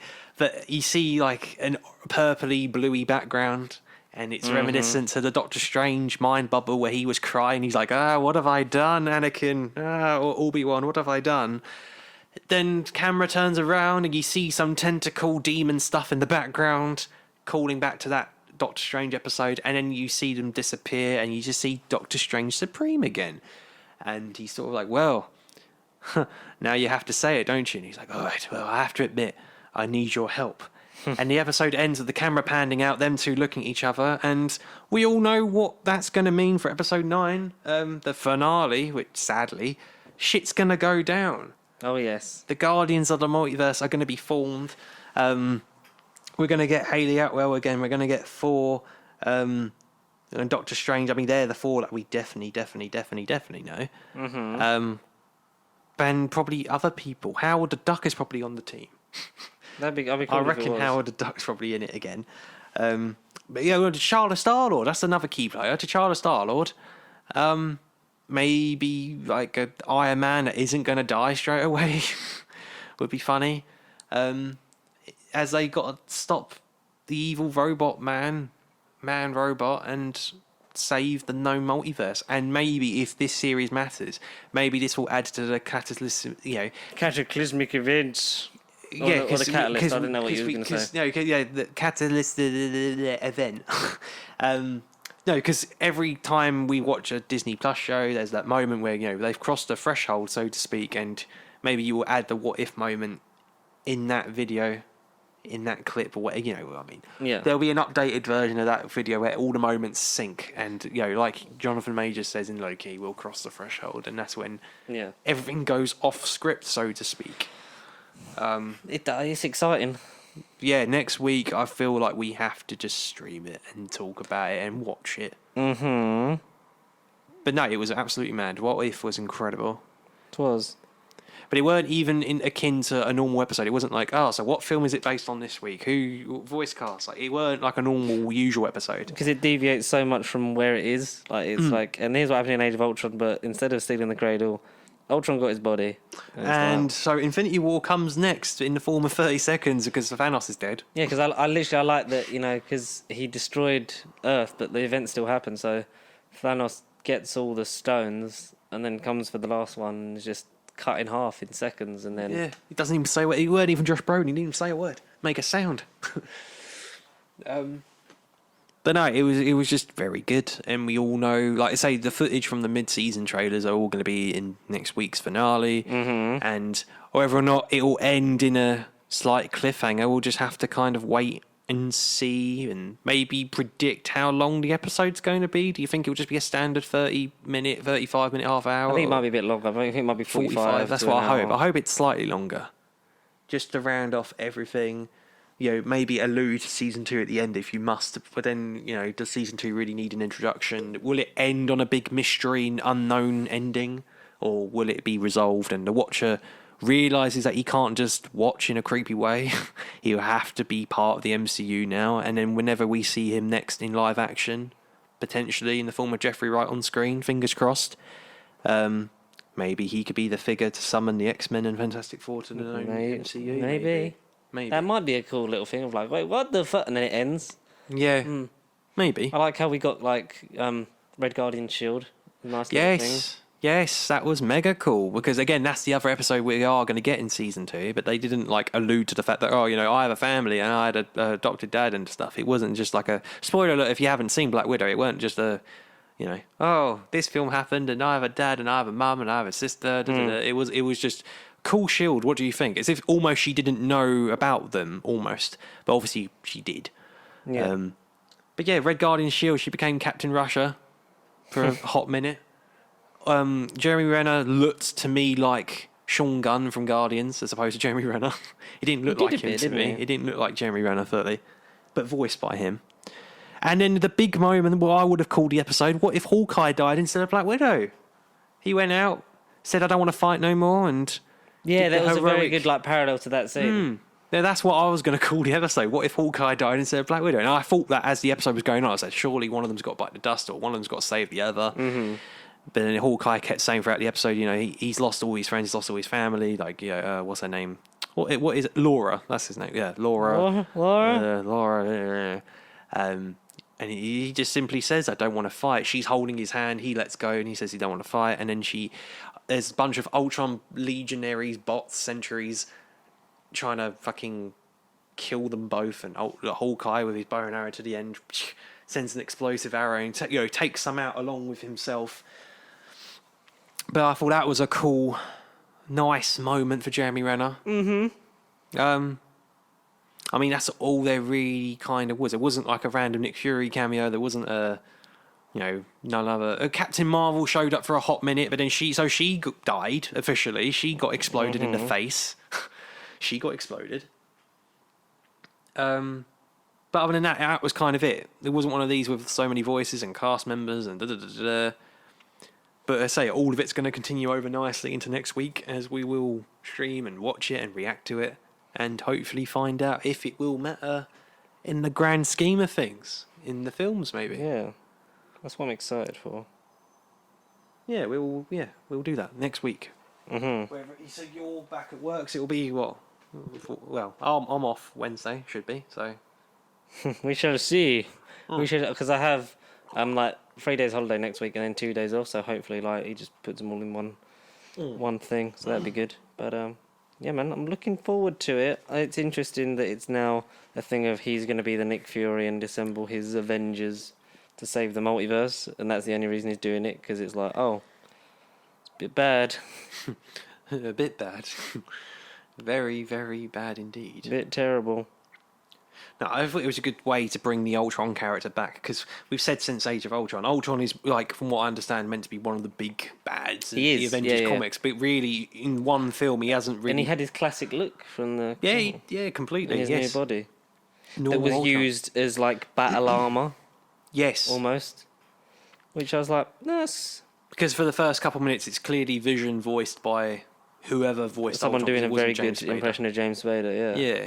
But it's like, it would have been nice for him to be back in it, but you kind of get it. You get why. It's the whole thing of, like, you've had recast in this show, so you're not against it. No. It's them from slightly different universes that are 99.9% similar. So you can have leeways like that, in my opinion. Yeah, exactly. That's the good thing about it.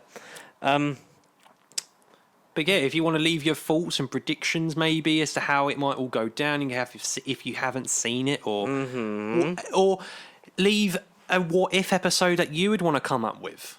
Leave it in the comments or send us via email. I mean, we're not ending just yet, folks, but you know. We're on the wind down. I don't even know when we started. No, do I? It's a very long time ago. So just a couple real things then to sort of get us towards the end. So probably should have said this in the Doctor Who bundle, but the second special in Jodie Whittaker's final adventures next year will be an Easter special, much akin to like Planet of the Dead, which obviously was written in part by a horrible man. Let's hope he's not done it. Air dates are confirmed, but will likely air in around the Easter weekend. The Easter weekend. And John Barrowman, he's switched his account to private. Is tweeted about how he's been blacklisted by the BBC now, and Big Finish. Goodness me. Do you want me to read the tweets? Because obviously I can't read them because he's private, but I'll get Doctor Who production news are very good for this kind of thing. Where is it? Grange, so like filming like stuff in Grange Gardens and Cardiff. Some photos of John Bishop and Bradley Walsh at the filming have surfaced, so we know that Bradley Walsh is involved.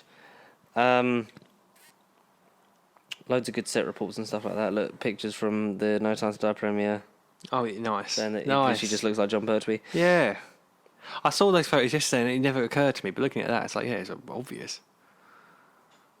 Yeah, Tom Hardy's new film, Havoc, is filming there as well.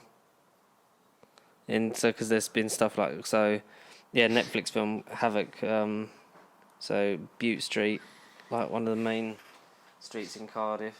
So it's been done to look like a sort of Christmassy looking, because it does look very sort of Americanized, yeah. Where's the stuff? It was a couple of days ago. Things they said. They're really good at this kind of. Bless you. Thank you. It's just trying to wade through it and find the.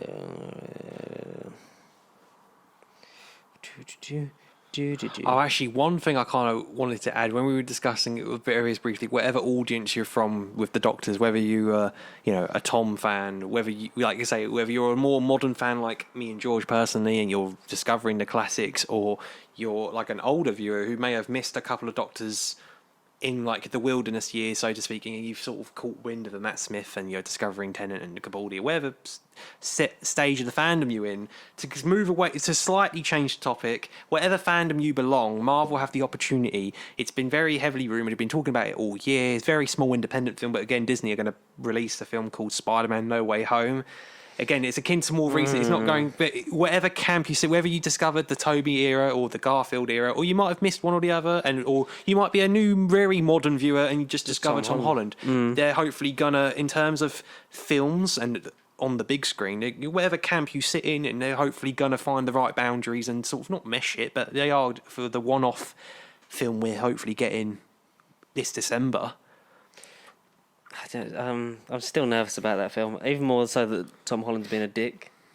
reportedly wanting 20 million to. So his Spider-Man's contracts, we've done it before. We're not going over it again. Every week it seems to change. Co-production, blah blah blah. Yeah. He cried down the phone when they were going to pull him out after Far From Home, and then you got No Way Home, and then another crossover. So rumours are that he wants at least 20 million to sign on again. So after Spider-Man 3 / crossover number 4. Yeah, because 4. Civil War, Infinity War, Endgame. Yeah. And then I would love him to be in the Fantastic Four and sort of like Future Foundation, yeah. like do like the cover where he's like, because he's gone to join the Fantastic Four. Like, I could climb walls. Can like you help me? Maybe him and Zendaya are on holiday and something's happened to his face. Maybe he's got a sunburnt face and he needs a bag to cover his face. That's how you get the bag man on screen. Maybe. Fantastic bag man or something. Fantastic Batman. Okay, so the John Barrowman thing. So the thing, and it's the screenshots of his tweets. Is feels so someone's just tweeted. Feels like it was more the Beebs than Big Finish who have to play nice for that license. And John Barrowman quoted a bit. And I was loyal to the Beeb for a long time and made them lots of money. At John Barrowman, I really miss hearing you on Big Finish. I don't understand why they don't just release new or promote your old stuff. I hate this modern cancel culture. Keep strong. Are you in Panto this year? Dick Whittington with you and the Crankies had me in stitches.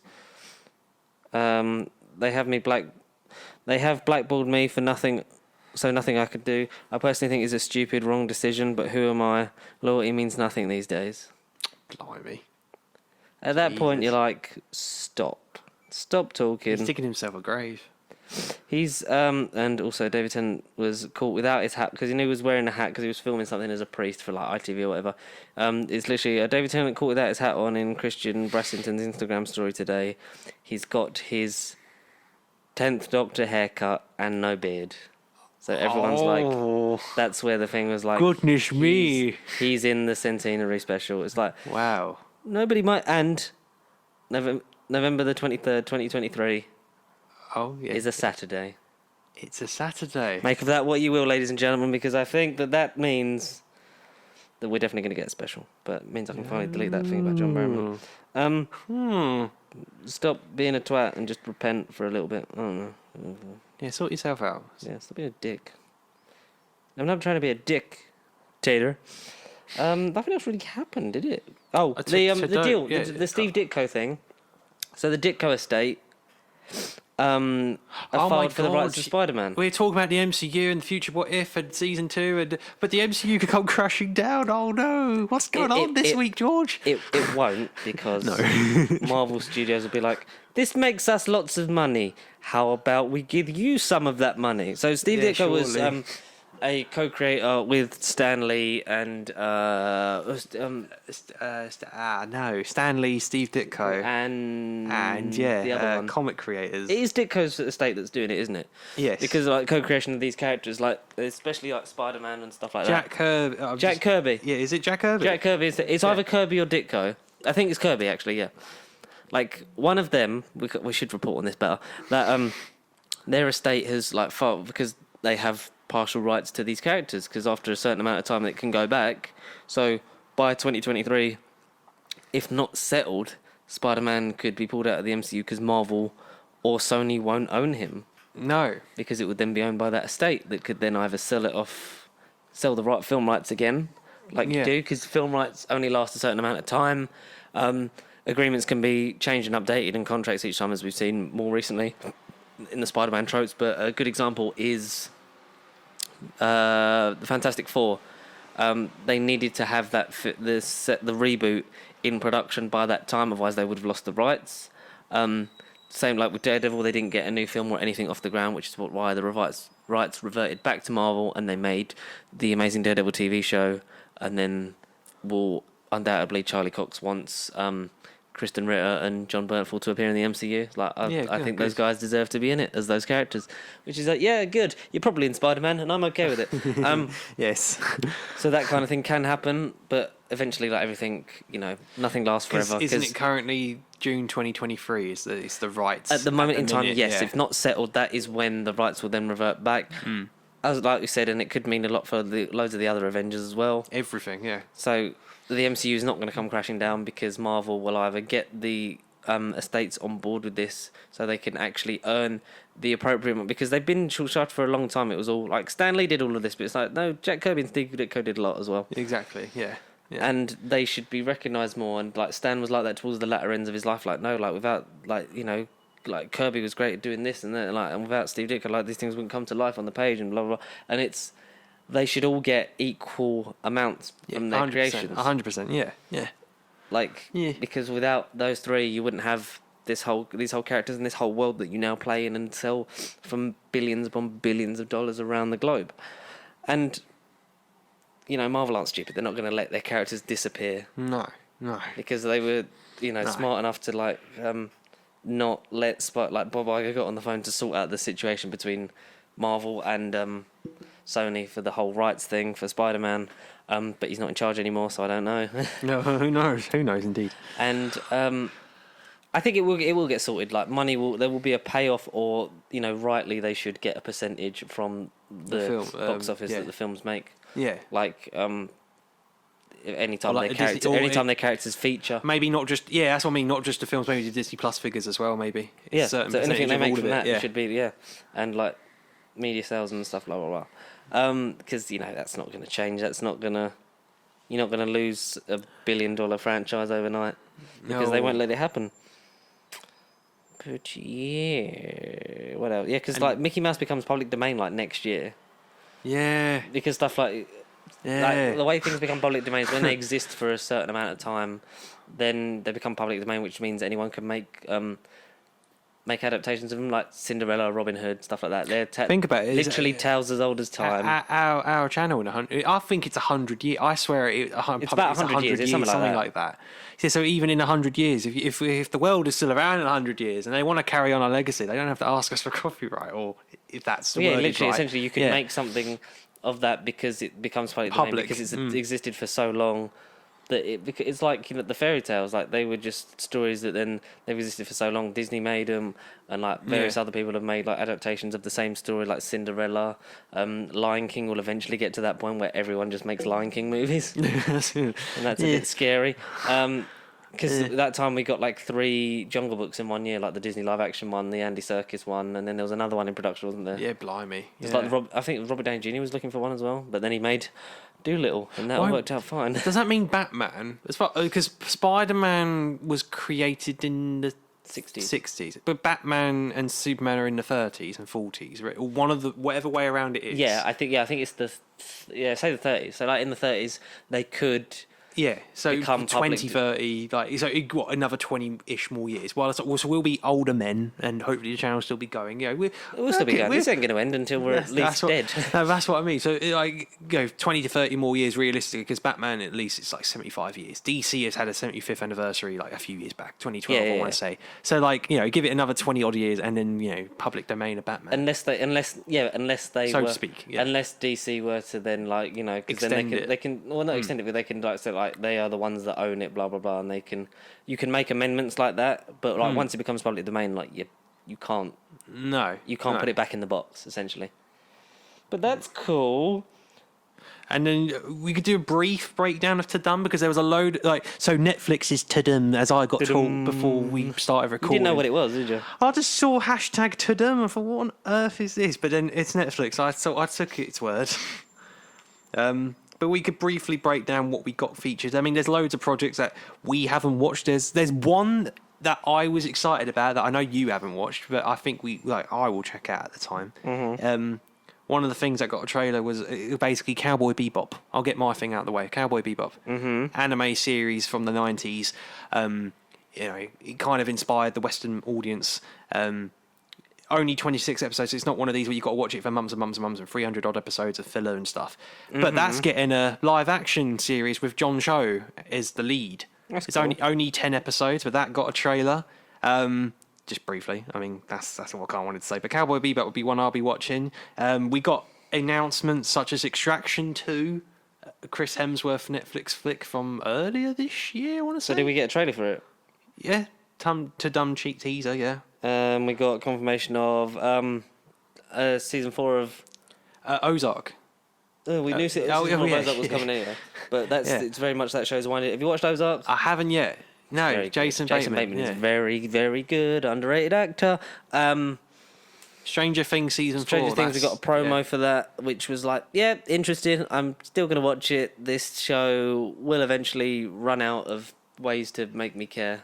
Caleb They're all getting really old. He looks the oldest. Yeah, he looks. They need to hurry up and keep making. They should have literally just been like, right, we're just going to film everything over 6 years because we want to do 6 seasons, and we'll do all that, and then we'll just bring it out every year, Yeah, totally. or like every other, or like you could do it in the gaps, but like at least you filmed it because Finn Wolfhard is a lot he's older in the older. Ghostbusters trailer than he was. He's a lot older in fucking It Chapter 2 than he was in It Chapter 1, but Yeah, that's what I mean. puberty, it's a bitch. Still waiting. Still waiting. Still waiting for it to kick in. Yeah, like that show. Like as soon as they killed off Hopper, and then was like in the first trailer, they were like, "Yeah, it's still alive." It was like, oh, Yeah, that's what I mean. why? If he'd have stayed dead, like there's that moment of leave the door open 3 inches was better than I Love You 3000. Like it was. Yeah, it was. Because we'd spent so much time with that character, just like getting to know like shit with his daughter and that, and obviously like we spent 10 years with Tony Stark, but in that moment it was like God damn it. this Yeah. child who doesn't know where she comes from has lost the one family she had, and it's Yeah. like, oh, and then it's going to be like a whole thing of like gets it back, and then 11's going to be fine. It's like It takes away from it. Yeah, it really does. it does.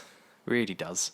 I mean, I still watch it because it's well made, but you know, as long as the Duffer Brothers don't get sued, because you know they were apparently making it with some guy and then just bootlegged the idea off him and then made it themselves. Never do that. Always draw up contracts and get people involved who are involved. I mean, you like Ryan Reynolds, right? I love Ryan Reynolds. You like Dwayne Johnson. I'm a fan of Dwayne Johnson. Do you like yes. Gal Gadot? Yeah, she's good. Yeah. Well, Red very good. Notice. Mm-hmm. Oh, One of the that most Red Notice. anticipated That does look Netflix good. expensive budgets ever in the history of Netflix. So we got a trailer for that as well. That's out November the 11th or 12th or something. Early November. I can't wait. That sounds. So it comes out on Disney Plus Day, November the 12th. Oh God!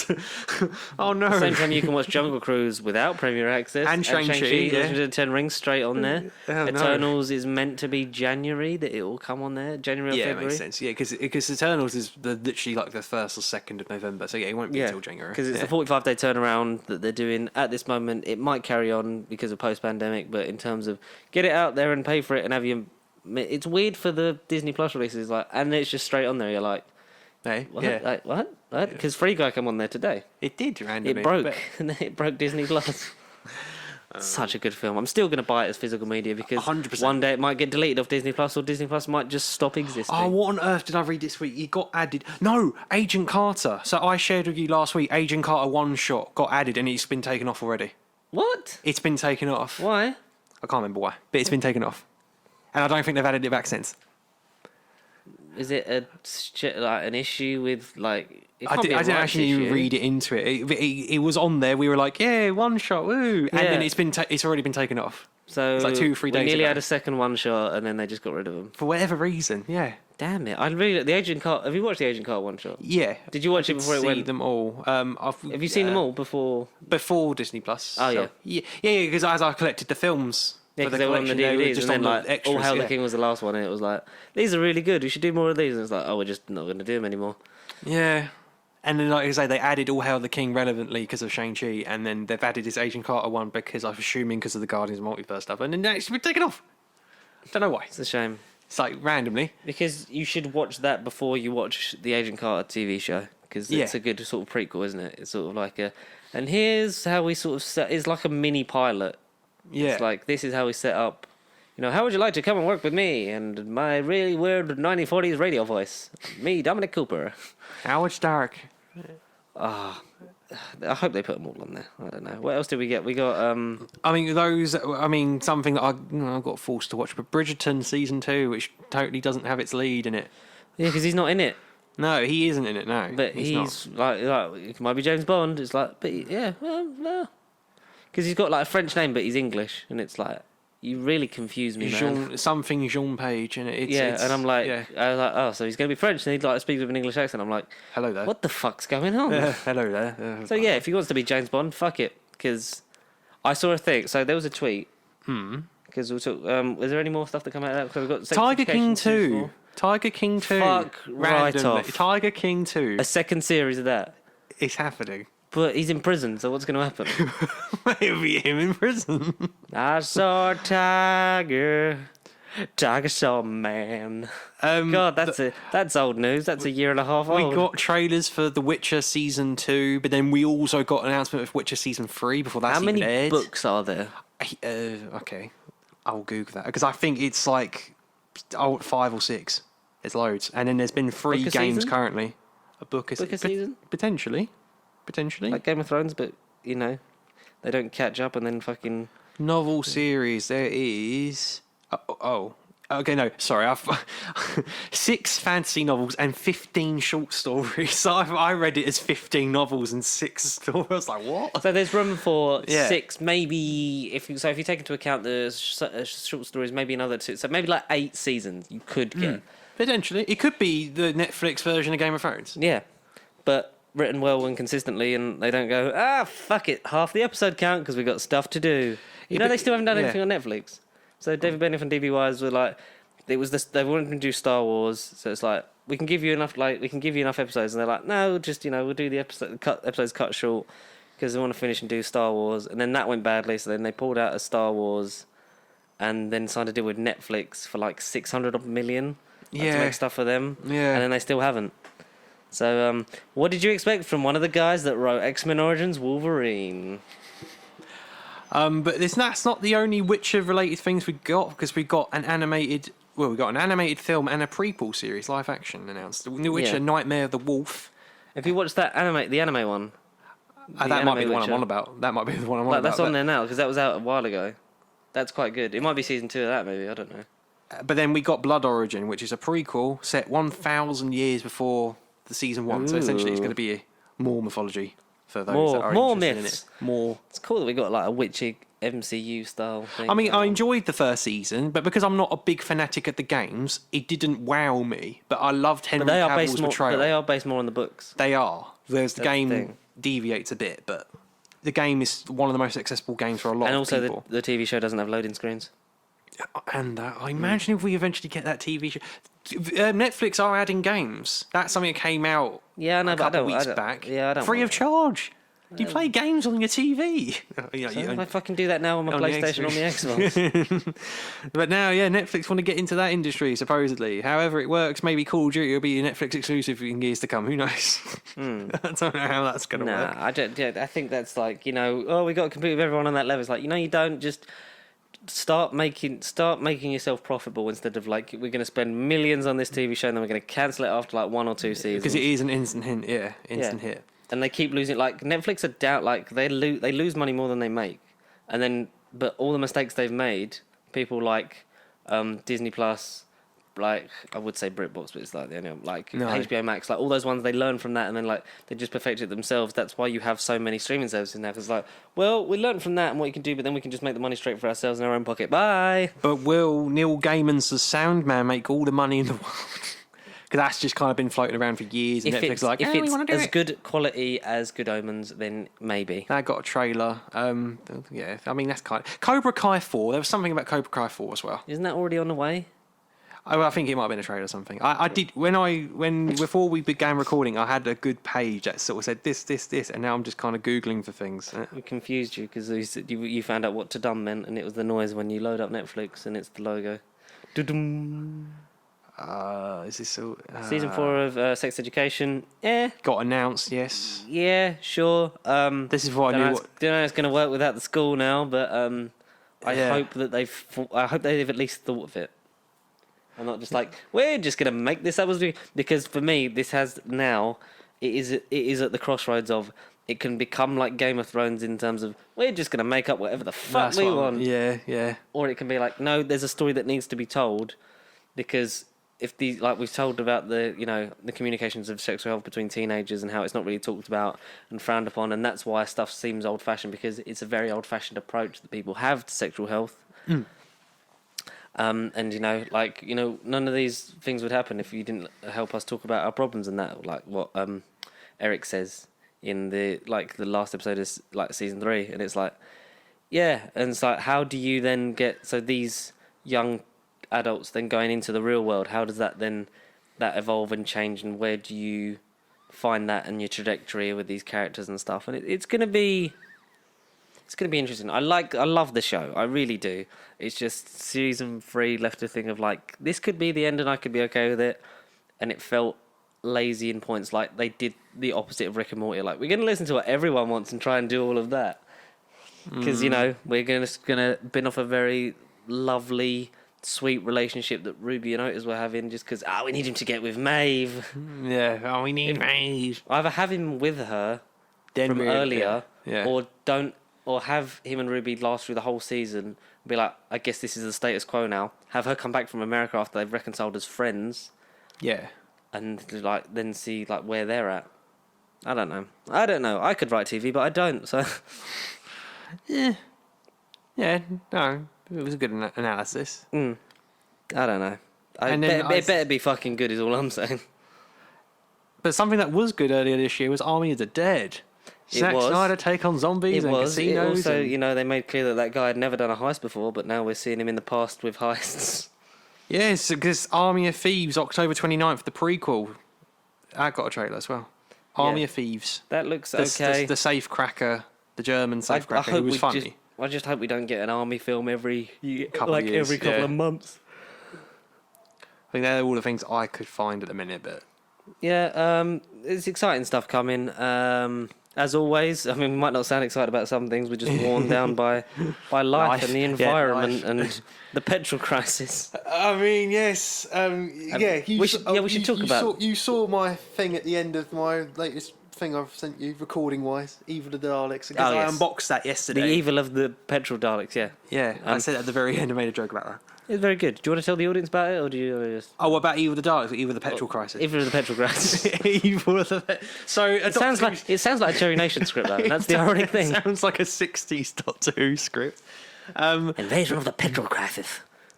Brigadier, run out of diesel. Run out of diesel. Can I go and queue up a BP for 45 to an hour? Oh, people... Of course I don't have stop-start. It's the 70s or maybe the 80s. So, people kept taking a load of shits last year. Now people just want to drive everywhere because they want to enjoy life while they can. So now they've decided to clock up the petrol stations and have a pandemic for no reason. A panic buying phase of petrol. Yeah. Oh, idiots. I just hope by the time I need some that I'm not stuck in the queue for it, because doctors can't get to work and stuff like that. It's a fucking shambles.